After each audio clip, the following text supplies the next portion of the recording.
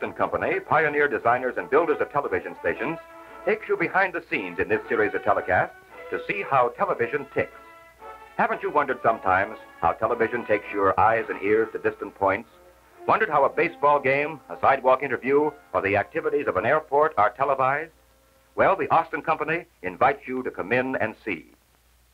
Many television programs originate from the brightly lighted, soundproof, air-conditioned studio, where directors, cameramen, and engineers have control over all conditions that contribute to good television programming.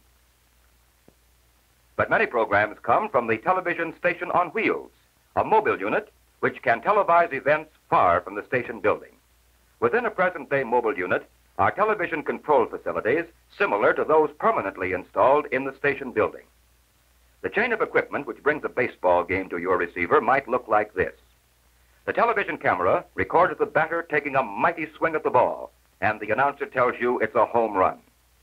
The best picture is selected and adjusted for quality, sent on its way with sound to the station.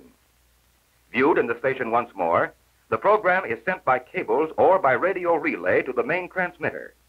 Out from the towering antenna to the television receiver screen. All this happens instantaneously. The instant the batter hits the ball, you and other thousands in the television audience see the swing and hear the crack of the bat. There are no scenes retaken, no second guessing in television. Here, a mobile television unit arrives at a municipal airport to televise the arrival of a celebrity who has news value for the television audience. From the time the unit arrives at the point of pickup and establishes communication with the station, the chain of personnel and electronic equipment goes into action. The directional antenna is installed to beam the event to the station's relay receiver. Also, cables and wires which connect the control unit with the cameras and microphone are prepared.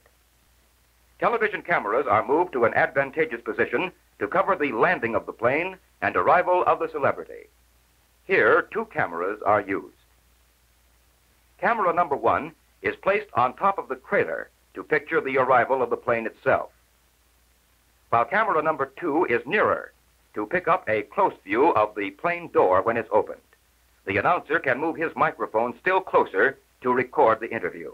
Inside the mobile unit, the director and engineers have made precise adjustments of the controls and have word that the station is ready to receive and transmit the arrival of the plane. Camera number 1 is in focus.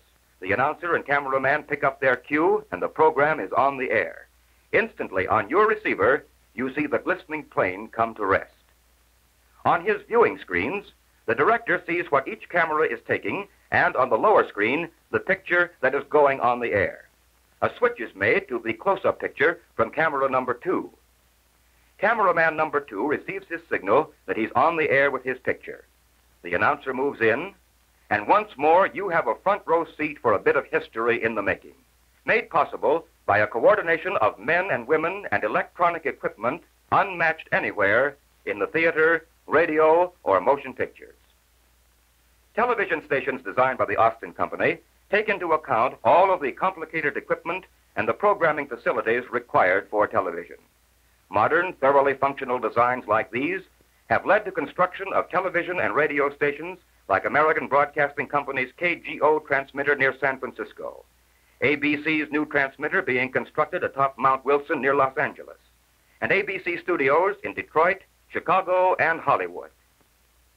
Austin constructs buildings in all parts of the United States and in other countries of the world. Many of the industrial plants designed by the Austin Company are known as controlled conditions buildings. Buildings with year-round temperature and humidity control, sound control, and controlled lighting. From a chemical plant in Texas to an aircraft wind tunnel in the state of Washington and back to a food processing plant in New Jersey, these buildings provide efficient operating and efficient working conditions. With its engineers serving industry in cities from coast to coast, the Austin Company builds small buildings and large for all the great industries that make America great.